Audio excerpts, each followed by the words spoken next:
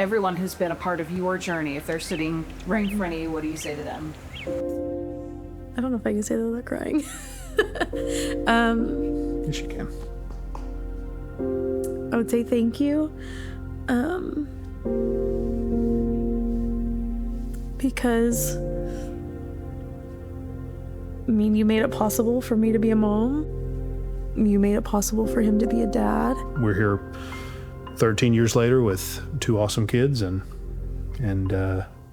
Deaconess is the reason why, so thank you. This is more what I remember without the farm. The houses were back there. Oh, so the Henderson house was here, right? Exactly. This is the house that It was really 1900. Yes, yeah. The granddad's was there and grandmother's was here. So these are some of the original deaconesses, right? Yes. And deaconess was an official designation of the Free Methodist Church of women who had devoted their lives to service, and particularly here to women that had been deserted, women who'd been sick, and then also orphans. Deaconess Pregnancy and Adoption was formed on December 31st of 1900. They were originally incorporated as the Oklahoma Rescue Home in Guthrie, what was then Oklahoma Territory. I love the story of Anna Whitteman having the desire to be a missionary to Africa. Right. And then I don't remember the circumstances, but never was able to go to Africa, but she found this ministry and realized that she could be a missionary right here.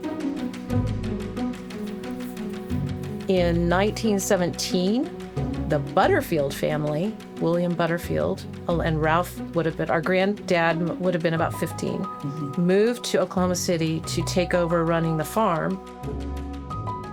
So that was the Butterfield side. Yeah. Getting here. And then on Grandmommy's side, on the Henderson side, she grew up in Indiana, right? Yes. And then really had a heart for the Lord and was trying to figure out what she wanted to do for her life, and nursing was kind of resonating for her. And her husband worked on the farm too. Yeah. I do remember as a little girl just being entranced with this image of this property as being a working farm. And, I think about the work that they had to do. When you look back at the history, there was no money. The girls that came for free. This is the large of that. Wichita. There were a group of female deaconesses that moved from Wichita, Kansas, down to Oklahoma to start the Oklahoma Rescue Home that would go on to become Deaconess Pregnancy and Adoption. The original deaconesses set out to care for women and children in vulnerable situations. They were literally helping women escape from brothels, giving them a safe place to live, and help them as they decided whether or not they were going to parent or make adoption plans for their children.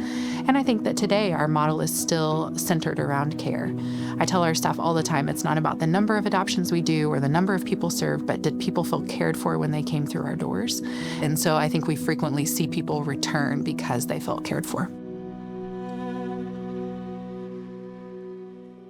We had decided about a year and a half in that we were ready to start growing our family, and at some point realized that infertility was part of our journey, and I kind of felt like adoption was an option. I reached out to a friend of mine who worked at a Deaconess at the time, just asked some questions.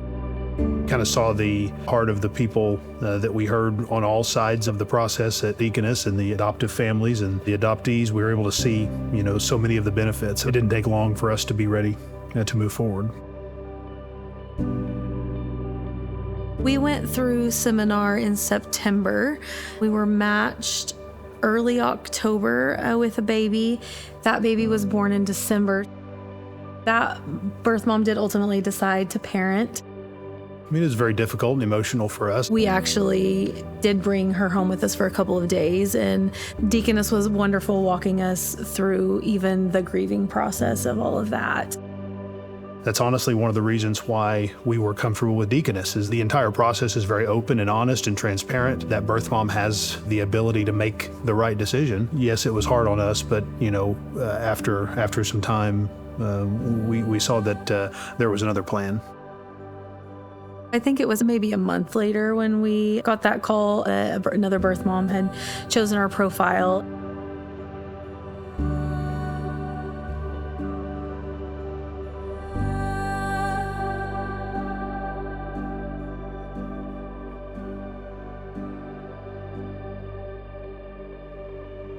Braxton was 3. We decided to go ahead and go back through the process again. The birth mom of the first little girl we were going to adopt, but the birth mom had chosen to parent. She was actually pregnant again and had chosen our profile.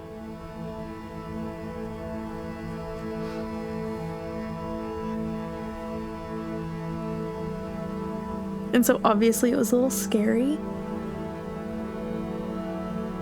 I had actually stayed in contact with her after she chose to parent the first baby, and I think the relationship that we had built is what allowed her to be able to choose us the second time. Though it was scary, we did ultimately decide to move forward with the process. If we had not met her a few years before and we hadn't established a relationship, I truly don't know that she would have been able to trust us with Brooks.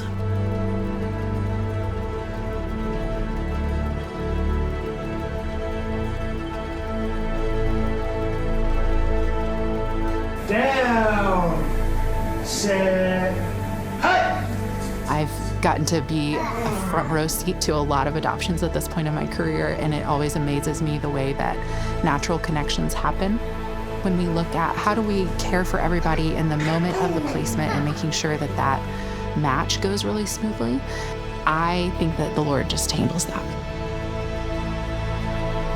The biggest testimony, if you will, for us is that the first one that didn't work out, and then obviously Braxton's did work out. As we came to that point again, we had already seen, the plan, that God had that plan for us, and He knew about it before any of that ever took place. We believe that.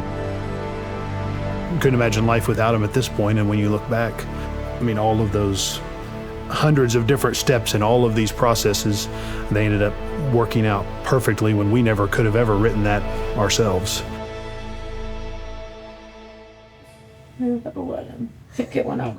Move forward 10 or backwards 1. I know that they're adopted, but sometimes I forget that. And so when people ask questions, and it's natural for people to ask questions, sometimes it takes me by surprise because they're my kids.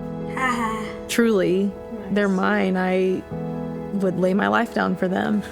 I can't imagine that biology would make my connection stronger with him. I don't know how we could think or care for anyone more. Yeah.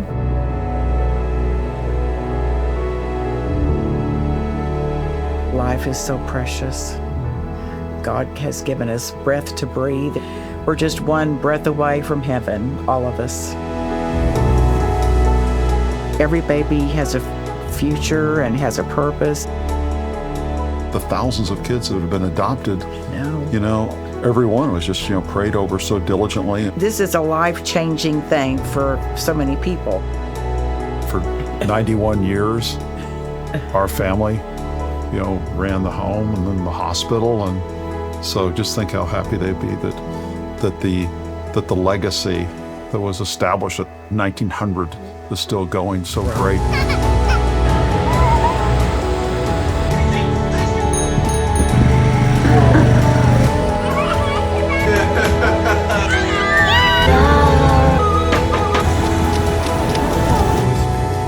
You've placed some incredible kids in some incredible homes, and you have blessed some incredible birth moms who are so courageous, and you helped them make probably the hardest decision they've ever had to make, and you did it with grace and with the love of the Lord. I'm thankful for all the generations before us that said yes to the call, so that we can continue to say yes for whatever the Lord brings to us.